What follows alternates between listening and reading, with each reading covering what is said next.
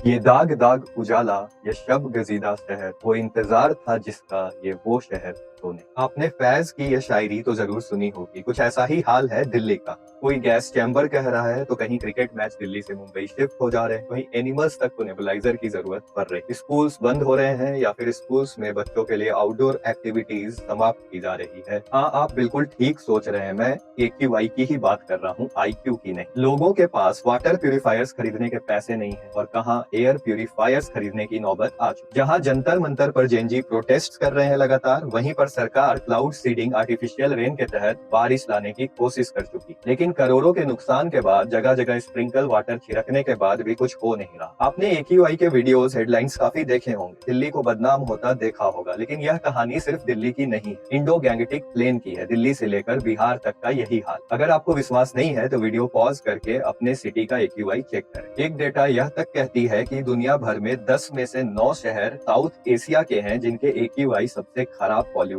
आप सभी ने 2024 में इंडिया पाकिस्तान स्मॉग का नाम सुना होगा, जहां पर लाहौर और दिल्ली दोनों सिटी एक दूसरे से कंपटीशन कर रहे थे टॉप पोजीशन के लिए। दिल्ली की लोकेशन की बात करें तो कुछ ऐसा ही है। ऊपर देखिएगा तो पानीपत में इंडस्ट्रीज है जो धुआं छोड़ती है, उसके ऊपर हिमालयज है। इधर देखिएगा साउथ में तो अरावली हिल्स आपको दिखेगा, और कहीं ना कहीं पूरी तरह से दिल्ली नीचे ट्रैप है और चारों तरफ से हवा जहरीली बन जाती। लेकिन नेचुरल ज्योग्राफी के अलावा दिल्ली को अगर कुछ प्रदूषित इस स्तर पर कर रहा है तो वो बहुत सारे फैक्टर्स। उसमें पहला है व्हीकल्स इमिशन। रिपोर्ट के अनुसार 41% से भी ज्यादा व्हीकल्स ही जिम्मेदार है। इसके अलावा पराली का जलना, जो पंजाब और हरियाणा के क्षेत्र से धुआं दिल्ली में प्रवेश करता है। अगर इन सभी चीजों को जोड़ दें तब दिखेगा कि लैक ऑफ पॉलिटिकल विल भी है सरकार का, वरना यह हालत नहीं हो। चाइना ने अपने बीजिंग शहर का AQI घटा दिया, तो हम देखेंगे कि आखिर ऐसा चाइना ने किया क्या। चाइना ने अपने इंडस्ट्रीज को खासकर बीजिंग शहर से दूसरे तरफ शिफ्ट कर दिया, डीकार्बनाइजेशन पर जोर डाला, आसपास शहर में पेड़ लगाए और एक better public transport system develop किया, जिससे